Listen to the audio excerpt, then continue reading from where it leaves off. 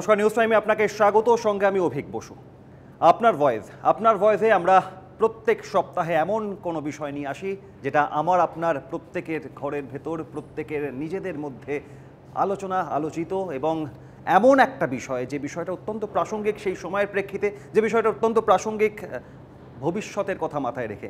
তেমনই আজ আপনার ভয়েসে আমরা একটু মেইনস্ট্রিম যেমন নানা রকম ঘটনা, দুর্ঘটনা, বিভিন্ন সামাজিক সমস্যা নিয়ে আলোচনা করি, আজ আপনার ভয়েসে আমরা আলোচনা করব মাত্র কয়েক মুহূর্ত বলা চলে, তার কারণ সেই রেশ এখনও আমাদের মধ্যে থেকে কাটেনি।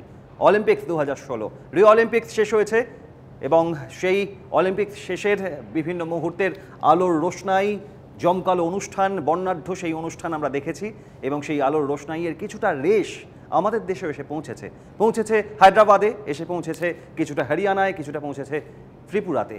কিন্তু প্রদীপের আলোর নিচেও যেমন একটা অন্ধকার থাকে, কোথাও যেন রিও অলিম্পিক্স 2016 সেই আলোর পেছনেও একটা অন্ধকার লুকিয়ে আছে। 119 জন প্রতিযোগী যখন 2016 সব থেকে বেশি, আজ পর্যন্ত সব থেকে বেশি প্রতিযোগী যখন অলিম্পিক্সে গেলেন, অনেক প্রত্যাশা, অনেক আশা, অনেক ভাবনা, অনেক স্বপ্ন নিয়ে আমরা টিভির পর্দায় তাকিয়ে থেকেছিলাম চাতক পাখির মতো। পদক, সাফল্য, তার হাতছানি আমাদের মধ্যে ছিল, কিন্তু কোথাও যেন সেই প্রত্যাশা পূরণ হয়নি। তার কারণ অনেক, সেই কারণ নিয়েই আজ আপনার ভয়েসে আলোচনা, এবং যাতে টোকিও অলিম্পিকের আগে আমরা বলতে পারি এবার অনেকটা বেশি কনফিডেন্ট আমরা এই আলোচনায়। তাই আপনার ভয়েসে আজকে এমন কিছু মানুষ আজ রয়েছেন যারা অলিম্পিক্সে গিয়েছেন, এমন কিছু মানুষ আজ রয়েছেন যারা তাদের পরামর্শ আজ আপনার ভয়েসে, আপনারা যারা টেলিভিশনে দেখছেন তারা শুনলে তারাও হয়তো কিছুটা মনে বল পাবেন। সে চেষ্টাই আজ আপনার ভয়েসের মধ্যে থেকে। আজ আলোচনার শুরুতেই যারা রয়েছেন তাদের সঙ্গে আপনাদের পরিচয় করিয়ে দেবো। একদম বাঁদিকে রয়েছেন জয়দীপ কর্মকার। স্বাগত জয়দীপ দা আপনাকে। 2012 লন্ডন অলিম্পিকে ভারতের নয়, আমাদের বাঙালিদের মান এমন একটা জায়গায় নিয়ে গেছিলেন জয়দীপ দা, সেখান থেকে ভোলার নয়। সেই জয়দীপ কর্মকার আজকে আপনার ভয়েসে রয়েছেন। তাই জয়দীপ দার পরামর্শ, তার পর্যবেক্ষণ এবারের অলিম্পিক নিয়ে আমরা শুনবো, তার মতামত জানবো। তার পাশে রয়েছেন আমাদের সঙ্গে রয়েছেন অম্বালিকা মজুমদার, প্রাক্তন জিমন্যাস্ট, এবং বলার বিষয় 1972 মিউনিক অলিম্পিকে প্রথম ভারতীয় মহিলা যিনি জিমন্যাস্টে চান্স পেয়েছিলেন কিন্তু কোনো কারণে যেতে পারেননি, কিন্তু তার ভূমিকা, তার অবদান ভারতীয় জিমন্যাস্টে এই পরিকাঠামোর মধ্যেও অনস্বীকার্য। তার পাশে রয়েছেন আমাদের সঙ্গে রয়েছেন সুব্রত বন্দ্যোপাধ্যায়, প্রাক্তন আন্তর্জাতিক ব্যাডমিন্টন প্লেয়ার। এই শাটলারকে আজকে আমরা পেয়েছি এবং তার মতামত, কারণ ব্যাডমিন্টনে 2012 সাইনা নেহওয়ালের ব্রোঞ্জের পর এবার পিভি সিন্ধু, কিন্তু আরও অনেক প্রত্যাশা রয়েছে, তো পূরণ হবে কিভাবে, কি মতামত তার শুনবই আজকে আলোচনায়।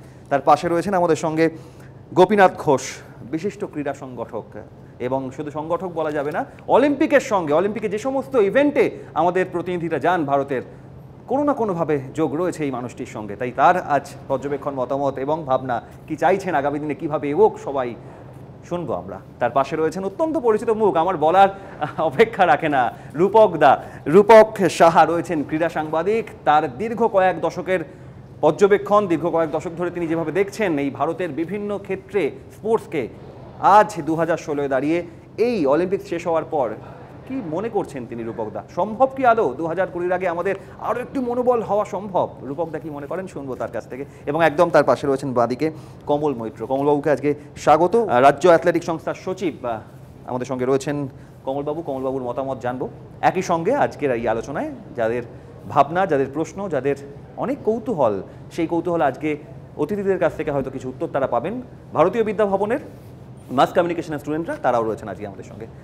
শুরুতেই আলোচনায় এটাই জানতে চাওয়ার, আমি শুরুতেই চলে যাই কমলবাবুর কাছে। 119 জনকে যখন পাঠানো হলো এবং বারবার দেশের বিভিন্ন সংবাদ মাধ্যম যখন বলছে সর্বোচ্চ বেশি খরচা করা হয়েছে, 482 কোটি টাকা ব্যয় করা হয়েছে এবারের অলিম্পিক্সের জন্য, প্রস্তুতির জন্য, তারপর প্রত্যাশা যা ছিল, দিনের পর দিন টেলিভিশনের পর্দায় তাকিয়ে থেকেছেন কমলবাবু, তারপর এই ফল, সাফল্য তো 3 তনায় এনেছেন, কিছুটা মান রেখেছেন, কিন্তু কি বলবেন? সবাইকে নমস্কার জানিয়ে বলছি, 138 জন অলিম্পিকে গেছে, 2টো মেডেল এসছে আর কি আমাদের, কিন্তু এটা পুরোপুরি হতাশই আমরা বলবো। যেখানে 438 কোটি টাকা খরচা হয়েছে, খরচাটা কিভাবে হয়েছে আমি আমার অ্যাথলেটিক্স দিয়েই বলি আর কি। আমার অ্যাথলেটিক্স টিম যাওয়ার আগে ভারতবর্ষেই ডোপ টেস্ট হয়েছে, 2টো অ্যাথলেটিক্স ধরা পড়লো ডোপ টেস্ট। দুদিন আগে কাগজে দেখলাম আমার চিফ কোচ বাহাদুর সিং কাগজে স্টেটমেন্ট দিচ্ছে, কতটা নির্লজ্জ যে 3টে অ্যাথলিট তারা বাইরে কোথায় প্র্যাকটিস করছে আমি জানি না। তা এই পরিস্থিতি নিয়ে ভারতবর্ষের অ্যাথলেটিক্স গেছে। আপনারা কালকে কাগজে দেখেছেন ওপি জায়সা, সে দৌড়চ্ছে, অবশ্য স্থানটা অনেক পেছনে, যাই হোক কমপ্লিট তো করেছে, সে পড়ে গেছে। অনেক কর্মকর্তা আমার অ্যাথলেটিক ফেডারেশন থেকে গেছে রিপ্রেজেন্ট করতে, এখন তারা কি করতে গেছে সেটা জিজ্ঞাসা করাটা আমার বাতুলতা হবে।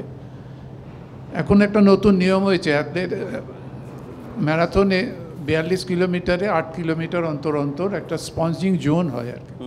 ওখানে প্রেসক্রাইব কিছু মেডিসিন থাকে, জল থাকে, এগুলো তাদের দিতে হয়। এবছর অলিম্পিকেও দেখলাম এটা নতুন হয়েছে, আমরা এই নিয়মের মধ্যে পড়িনি। 2 কিলোমিটার অন্তর অন্তর যে ইউনিটের যারা পার্টিসিপেট করছে তাদের কর্মকর্তারাও তাদের সাপ্লিমেন্ট দিতে পারে, কিন্তু সেটা অথরাইজ হওয়া চাই।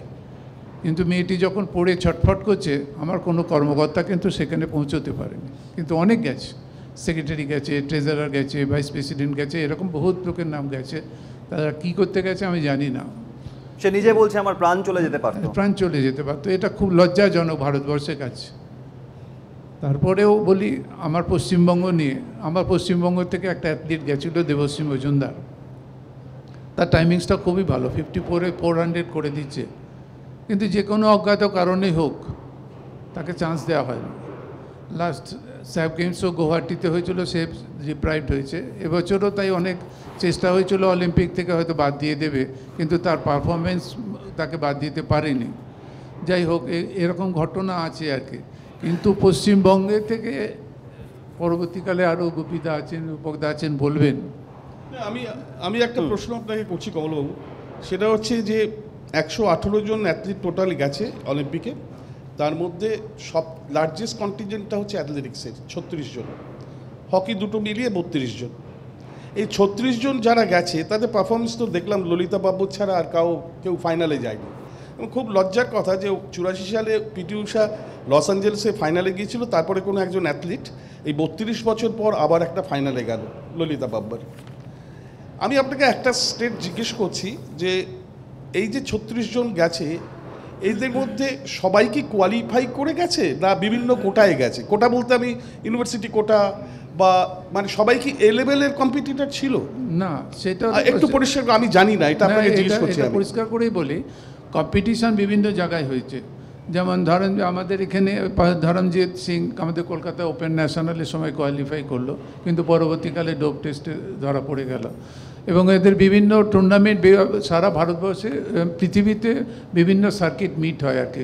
এই মিট করার আগে এই কোয়ালিফাইং রাউন্ডে করা সারা পৃথিবী জুড়ে সার্কিট মিট হয়, তা সেখান থেকে করেছে। কিন্তু আমি তো এখান থেকে বলতে পারবো না, ওই টাইমের হাতটা তো আমার হাতে নেই, যাদের হাতে তারা কি টাইম করেছে তারা জানে। তবে যেখানে ফলটা হতাশজনক সেখানে ডাউট হওয়াটা অসম্ভব। এই 36 জনের মধ্যে কজনের জল আছে, মানে কটা ওই জল গেছে আর কি?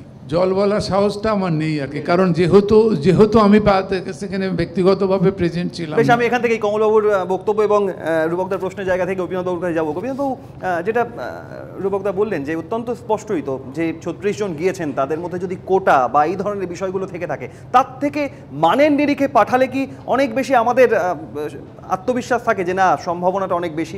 এটা মনে হয়? একদম নয়। দিনের পর দিন, বছরের পর বছর, যবে থেকে আমরা অলিম্পিক যেতে শুরু করেছি 1928 সাল থেকে, তখন নয়, এই 52-56 সালের পরের থেকে যখনই ব্যর্থ হয় তখনই দেশে ফিরে এসে সংবাদ মাধ্যম 4টে পাতা দেয়, টেলিভিশন তখন এতটা হয়নি, তারা অনেকখানি জায়গা দেয়, অনেক আলোচনা হয়। কিন্তু যে কোনো জিনিসে সফল হতে গেলে দুটি জিনিসের প্রয়োজন। একটা হচ্ছে প্ল্যানিং ফার্স্ট, তারপর হচ্ছে প্রেপারেশন। আমার অনেক টাকা থাকলেই আমি একটা খুব বড় ব্যবসাদার নাও হতে পারি যদি আমার প্রিপারেশন বা টেকনিকটা না জানা থাকে, মানে আমি ইনভেস্ট করলে তাতে লাভ নাও হতে পারে। আমরা বললাম অজয় মাকেন যখন ক্রীড়ামন্ত্রী ছিলেন, তিনি অনেক টাকা খরচ করে, জয়দীপরা জানবেন লন্ডনে যাবার আগে অনেক টাকা খরচা করে, তার ফলও পেয়েছিলেন। এখন শুনেছি একটি কাগজের স্ট্যাটিস্টিক্সে যে প্রায় 142 কোটি টাকা খরচা হয়েছে দুটো মেডেলের জন্যে, বা লন্ডনে 6টা মেডেলের জন্য, অর্থাৎ 24 কোটি টাকা করে একটা মেডেলের জন্য খরচা হয়েছে গভর্নমেন্টে। সেখানে যে তারা আরেকটি স্ট্যাটিস্টিক্স দিয়েছিল, ব্রিটেন যারা সেকেন্ড হয়েছে তারা 55 কোটি টাকা করে খরচা করেছে একটি মেডেলের জন্য। টাকা দিয়ে কিন্তু সব হবে না অভিক, টাকা দিয়ে হবে না। প্রয়োজন যারা এই ব্যাপারটা জানেন তাদের সম্বন্ধে একটা সুপরিকল্পিত পরিকল্পনা। গভর্নমেন্ট বলছেন 1947 সালে আমরা ভারতবর্ষ এখানেতে স্বাধীন হয়েছি, অনেক পলিসি হয়ে গেছে, ইন্ডাস্ট্রিয়াল পলিসি, ফিনান্সিয়াল পলিসি ইত্যাদি, কিন্তু এখনো পর্যন্ত কোনো স্পোর্টস পলিসি হয়েছে?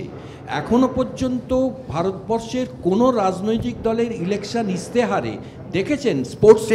আমি